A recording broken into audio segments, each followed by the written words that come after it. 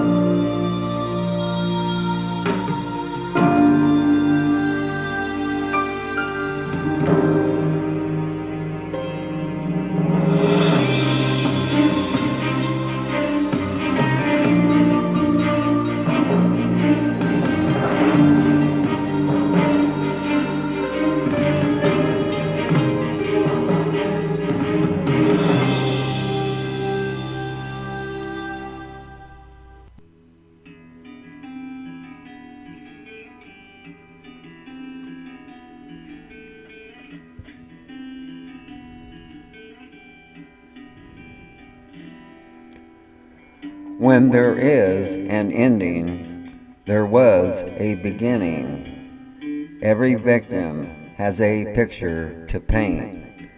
Every true crime has its time and place. Please join our MJ podcast, the series Deep into the Woods, Missing Persons, Unsolved Crimes, and the Does.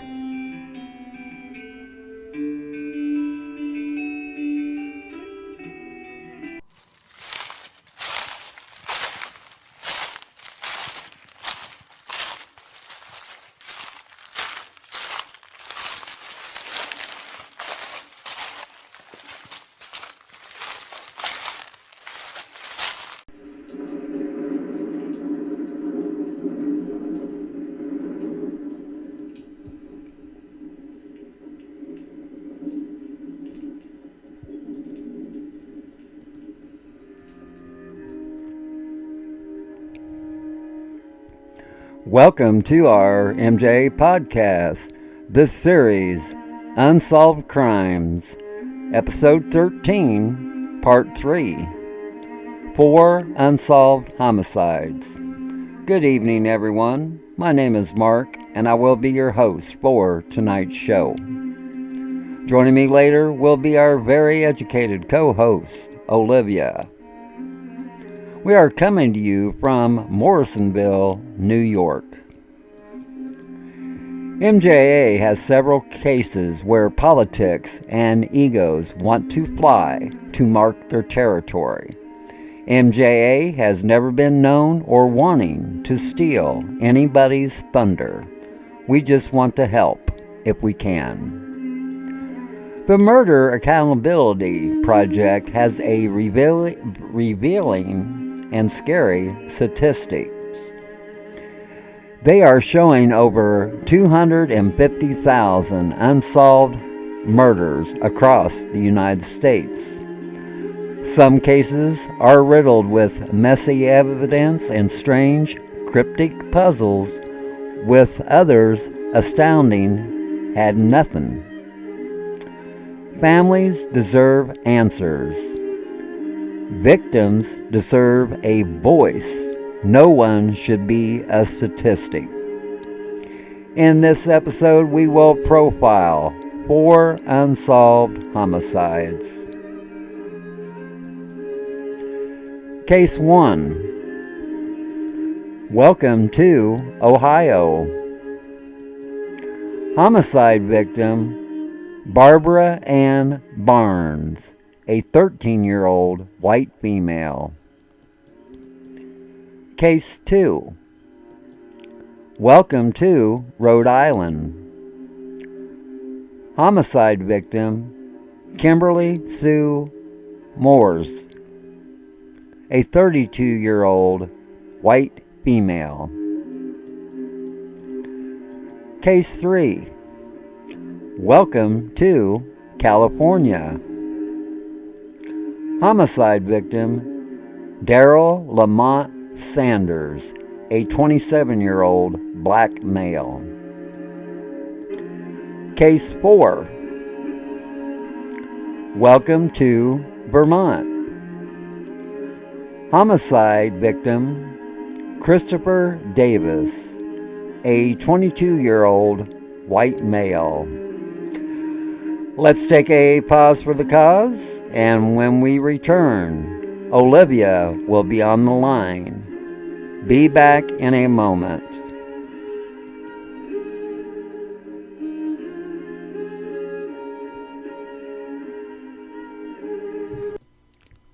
Welcome to our MJ podcast. This series, Deep into the Woods, episode 13, part 3, 4 unsolved homicides. We have Olivia on the line. How are you doing on this fine evening? I'm doing well. How are you? I'm just peachy. And are you ready to dig into these unsolved mysteries? Yes, I am. Case 1. Welcome to Steubenville, Ohio. Unsolved homicide. Barbara Ann Barnes, a 13-year-old white female, was abducted on December 7, 1995, and her lifeless body was found on February 22, 1996. Barnes was described as having been a soft-spoken girl who done well in school. She was in the 8th grade and attended the nearby Harding Middle School. Because of the short distance between her home and her school, she walked to and from school every day along with many other students. Her father had been shot to death in 1989, which had affected her to the point where her personality had changed. It was reported by a classmate that the 13-year-old Barnes was walking to school in her hometown of Steubenville, Ohio, when she was abducted on December 7, 1995. After Barnes failed to return home, an investigation began, including statewide searches. On February 22, 1996, her remains was discovered by surveyors in a riverbed, and the cause of death was determined by examiners to have been by strangulation, and she had also been raped. Although her body was discovered near the property of her uncle, Louis Boyce, he was not charged with her murder. Boyce has remained under suspicion due to the fact that he reportedly did not pass a polygraph test regarding the murder of Barbara. A friend of Boyce's expressed that it was unlikely that her uncle had anything to do with the murder, stating that it was not likely for him to have harmed any of his relatives' children. However, Boyce was suspected by police to have played a part in the murder of her father years earlier. Other leads include a Florida man convicted of abducting children who had been present in Steubenville when Barbara Barnes was abducted. Excuse me. Although some of the members of the police department are skeptical, supporting the theory that she may have been murdered by someone local to the area, their case remains unsolved to this day. Case 2. Welcome to Providence, Rhode Island. Unsolved homicide. On January 18th, 2000, 32-year-old Kimberly Sue Morse, a white female, arrived for her normal shift at the Foxy Lady Gentlemen's Club, where she worked as a dancer. Kimberly left work once her shift ended and returned to her apartment in North Providence, Rhode Island, between 1:40 a.m. and to 1:50 a.m. What happened next has been put together by investigators over the past 22 years. According to investigators, the 32-year-old Morse arrived to her apartment, and she most likely noticed that her apartment door was open before entering. Investigators then believed that when she stepped into her apartment and set down her gloves and keys, the 32-year-old white female was attacked from behind and was killed instantly. Kimberly's body wouldn't be found until 5 p.m. that afternoon, when neighbors reported smoke coming from Kimberly's basement-level apartment. When firefighters entered the apartment, they found Kimberly's body in the bathtub, engulfed in flames. There was blood covering the floors and walls in the kitchen, hallway, and bathroom. Investigators believe that the individual responsible for Kimberly's death was someone she knew. This is due to the brutality of the attack, as well as previously opened apartment door. There hasn't been much movement in Kimberly's case since 2000. But in 2014, investigators received an anonymous email with information sending them to Michigan. Once the tips were followed up in collaboration with Michigan State Police, the Rhode Island investigators were able to clear names, but were not able to make an arrest. There is currently a $20,000 reward for any information leading an arrest in Kimberly Moss's case. Let's take a pause for the cause, and when we return, we'll have an update on missing Mja Murray. Be back in a moment.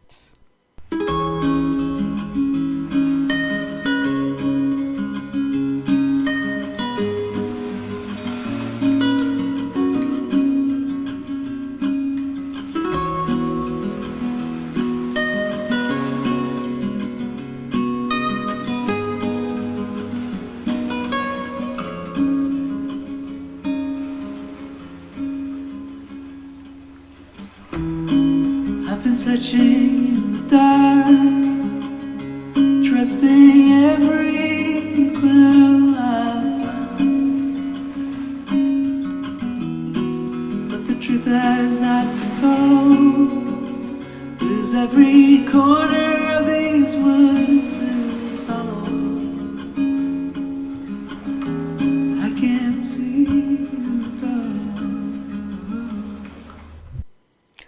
We have an update on the Mja Murray case. She came up missing on February 9th, 2004, outside of Woodsville, New Hampshire. And recently we posted on social media about, we had some information that was confirmed, and it led to more information. Okay, at this time, people ought to know we can't release that information. And as it's available and as things are confirmed, we will release more when we can. And how this all came about is Olivia, our co-host of the podcast, it started 9 years ago.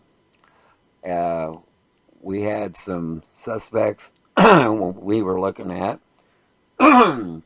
and she come across some very interesting people that fit all of the narratives we were looking for.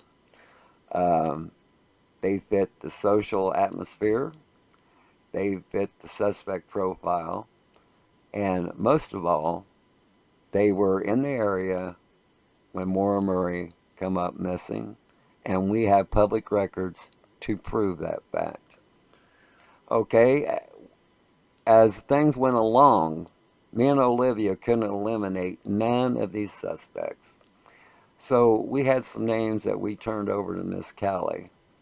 And Miss Callie turned up more information than we had, which led to a lot of good things for the investigation.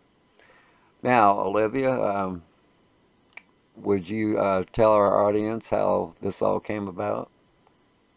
Okay, when you had first asked me to look into the case, I come from a family, a law enforcement family, and I have a legal background. So what I did was, what law enforcement does is they look at the obvious, which would be the people that live in the area.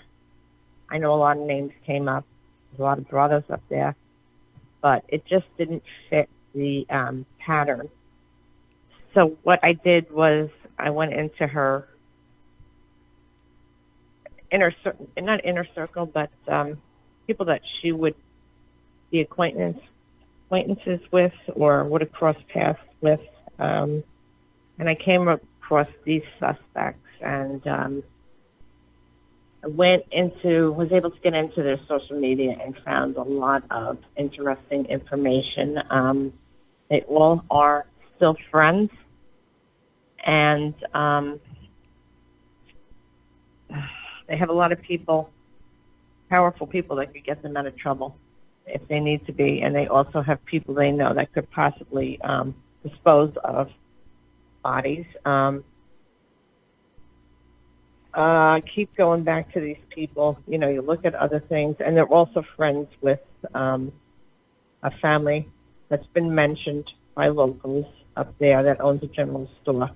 So it's just too many circumstances. And like you mentioned, they were in the area. And what's most important is the time after Mara disappeared. There's several days there that are unaccounted for by these people. Their location is nobody can find where they were several days after she disappeared. So that's how I came upon it. Okay, I'd like to also add. Okay, just a few months ago, Julie Murray contacted me and gave me a name that also is related to the suspects. And so, see, people, you can't ignore information like this. Mm-mm. And like I said, we have some. I don't know if I should say this, but I feel that the possibility that one of them may have had like some kind of sick attraction to her. There could be a possibility that they were in the area, they saw her, or somehow they were in the same place at the same time up in Woodsville, and they began tailing her or something. But it's just too much. There's too much evidence there, And as far as I know, the Moulton brothers have been mentioned. What are the other ones? The Glynn brothers.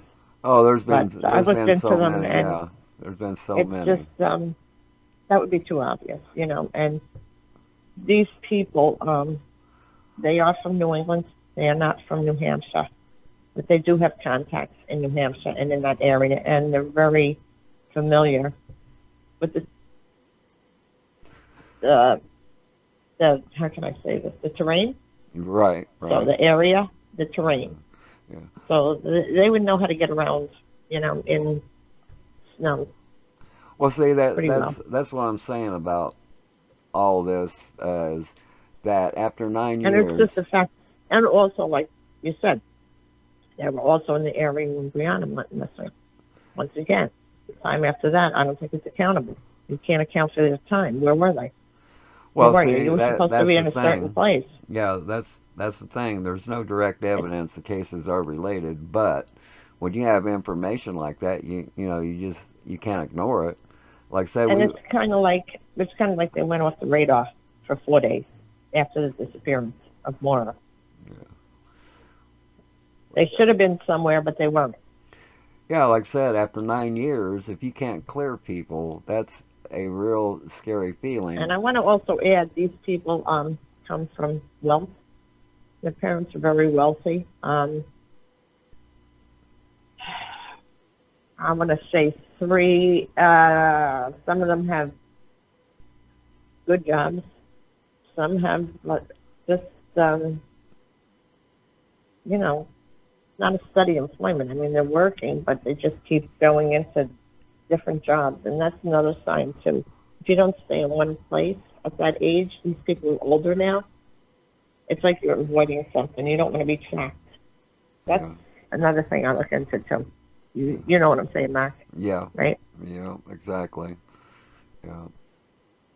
And And these jobs that they work are, they're just odd jobs. I think the one guy, I can't find out where he works at all, you know. But like I said, they're not from New Hampshire, but they do know people up there, and they do know powerful people that can get them out of trouble. And they come from wealth, so. okay, I think we can end it right there. Okay, like I said, when the information that we received is confirmed, we will release what we can. And for everybody that's been asking me, yes, Julie Murray knows what's going on. She was one of the first people contacted when this information was confirmed. And so, once again, this is an update on missing Maura Murray, who went missing on February 9th, 2004, outside of Woodsville, New Hampshire. We're going to take a pause for the cause, and when we return, we will profile 2 more homicide cases. Be back in a moment. Welcome back to our MJ podcast. This series, Deep into the Woods, episode 13, part 3, 4 Unsolved Homicides. Case 3. Welcome to Los Angeles, California. Unsolved Homicide. On December 2nd, 2006, at 12:48 a.m. in Los Angeles, California, the police dispatch put out a report of shots fired with a man down at the Best Nights Inn located at 9325 South Tacoma Way. Officers responded and located the victim, who was later identified as 27-year-old Daryl Lamont Sanders, a black male who was laying in the parking lot. The 27-year-old Sanders had what appeared to be a gunshot wound to the chest. Sanders was transferred to the hospital, where he was pronounced dead. A K-9 track was unsuccessful in locating the suspect or suspects involved in the shooting. Sanders suffered a fatal gunshot wound to the chest, consistent with the expended 9mm casing and bullet recovered at the scene. During the ensuing investigation, numerous leads were developed and several persons of interest was brought to investigators' attention.